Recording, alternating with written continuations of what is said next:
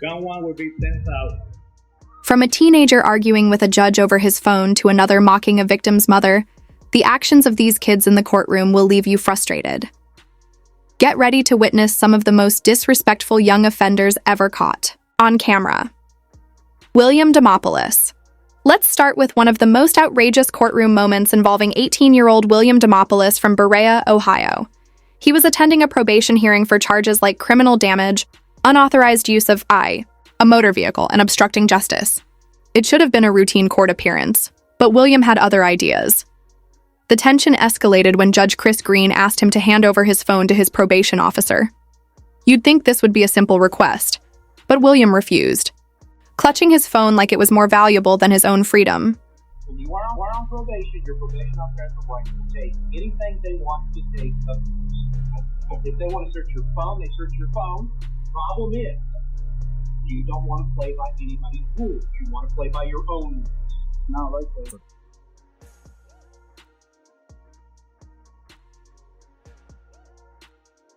But William wasn't having it. He tried to defend himself, insisting, "It's not like that." But let's be honest, it was exactly like that. At this point, the judge had enough. He ordered the deputies to cuff William, and that's when everything spiraled out of control. Instead of calmly accepting his fate, William suddenly leaped onto the courtroom table as if he was about to stage a dramatic escape. But his plan didn't get far. Officers immediately grabbed him and pulled him down before he could go anywhere. The whole scene lasted just a few chaotic seconds, but it sealed his fate. The judge wasn't about to let this slide.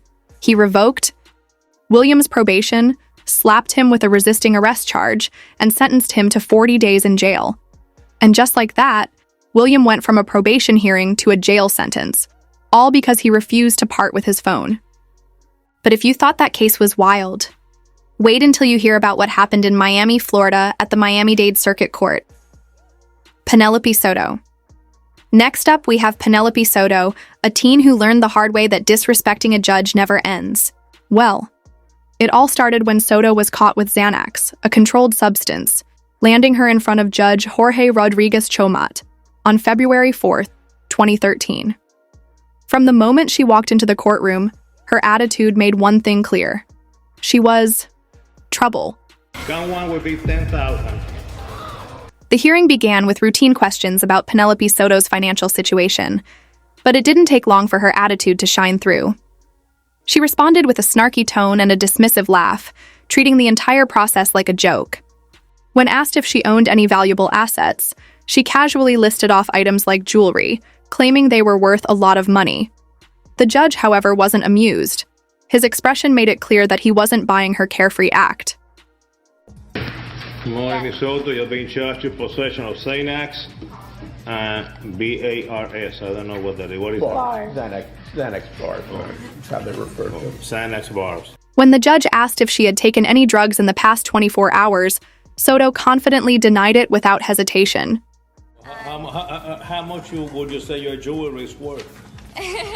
It's not a joke, you know. We are not in a club now. Okay, but it's we are not in a club. Be serious about it. I'm serious about it. You just made me laugh. I can see you're serious, all right. You just made me laugh. I apologize. But her erratic behavior told a different story. Judge Rodriguez Chomat wasn't convinced and set her bond at $5,000. Instead of taking it seriously, Soto smirked, laughed, and walked away while muttering an obscene remark under her breath.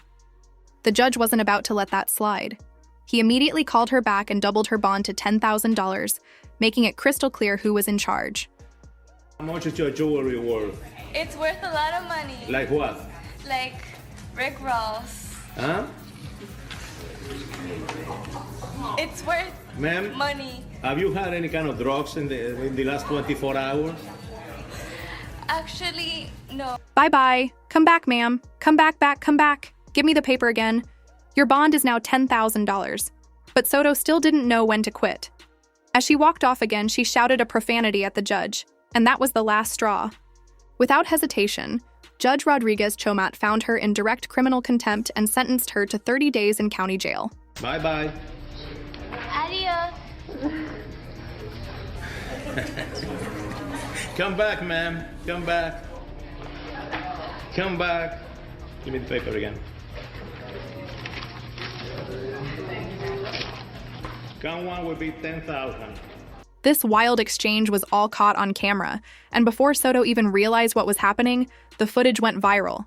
People were shocked by her audacity, and the clip quickly became one of the most talked about courtroom moments ever. However, just 2 days later, the court showed some leniency, reducing her bond back to $5,000. When Soto returned to court 4 days later, she was a completely different person.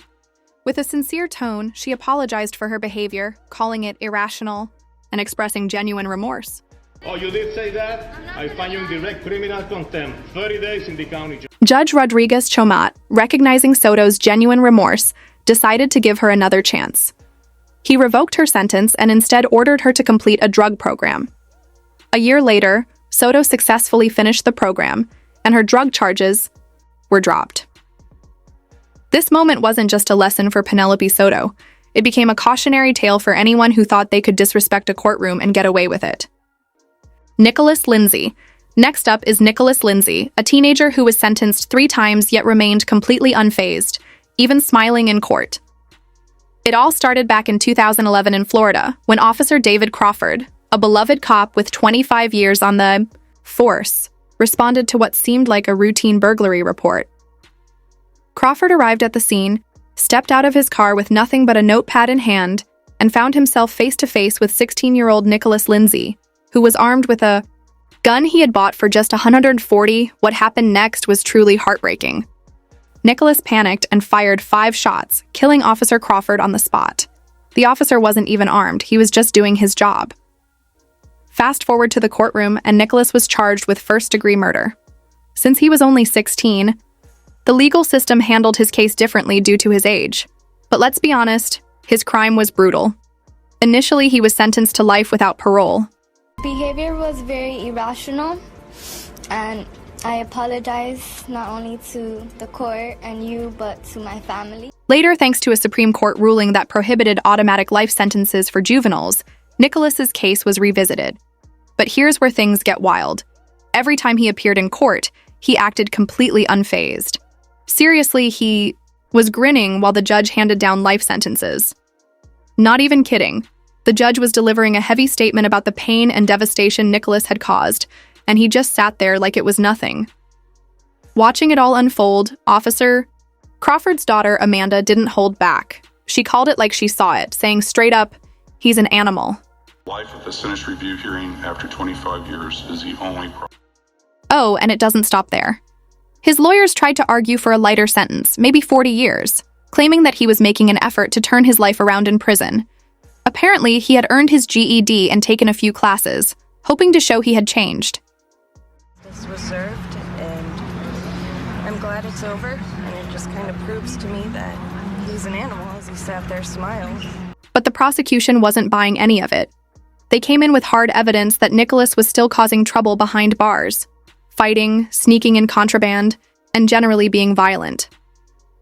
The judge wasn't impressed and stuck with the original sentence, life in prison. The court decided was that juveniles, people under the age of 18 that commit a crime, don't have the same mental capacity to think like a... Here's the thing. This case didn't just affect Nicholas or Officer Crawford's family. The entire community felt the impact.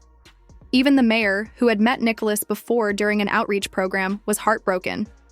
He had seen potential in the kid, only to have this tragedy unfold. As for Nicholas's mom, that's a tough one. She realized her son might be involved after hearing the description of the suspect and made him turn himself in.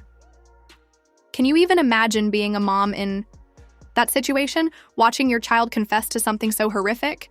Justice was served, and I'm glad it's over, and it just kind of proves to me that he's an animal as he sat there smiling. At the end of the day, Nicholas sealed his own fate. 3 sentencing hearings later, and the guy was still acting like he couldn't care less. Honestly, it's just a sad, tragic story. One kid's bad choices destroying so many lives, including his own. Now let's move on to a case that will honestly make you furious. This is the story of Peyton Gendron, the Buffalo mass shooter. It all went down in Erie County Court in Buffalo, New York, and from start to finish, the whole thing was intense. Judge Susan Egan didn't pull any punches. She looked 19-year-old, Gendron dead in the eye, and told him, "You will never see the light of day as a free man ever again." Right from the start, she made it clear this was not going to be a soft hearing. But things really took a turn when Barbara Massey, the sister of Catherine Massey, one of Gendron's victims, stood up to give her victim impact statement. Her words hit hard as she called him out for coming into their city and targeting Black people. You gonna come to our city and decide you don't like Black people. Then, out of nowhere, things got chaotic. Just as Barbara was finishing her statement, one of her family members couldn't hold it in anymore. He lunged straight at Gendron. You could hear someone in the background saying, "Don't do it," but it was too late. Court guards had to rush in, restrain him, and quickly escort Gendron out of the room. It felt like the entire courtroom needed a moment to catch its breath. The judge had to pause everything to calm the situation down. The rest of the hearing was filled with heartbreaking statements. Kimberly Suter, the widow of Aaron Suter Jr., the security guard who tried to stop Gendron, was there, wearing red and black to honor her husband. When she read from the Bible, her words were so powerful, they could move anyone to tears.